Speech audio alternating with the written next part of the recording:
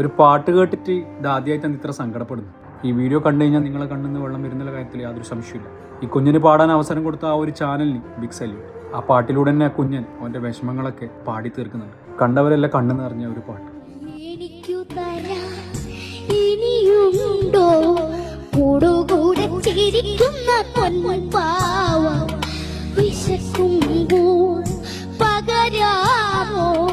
കൈത്തളം തൂന്ന തൂവില്ല എനിക്കെന്റെ ബാലവിനി വേണം, എനിക്കെന്റെ സ്നേഹവിനി വേണം.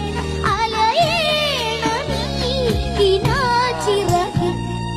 നമ്മെ ഒന്നു കാണാൻ എത്ര നാളായി ഞാൻ കൊതിച്ചു.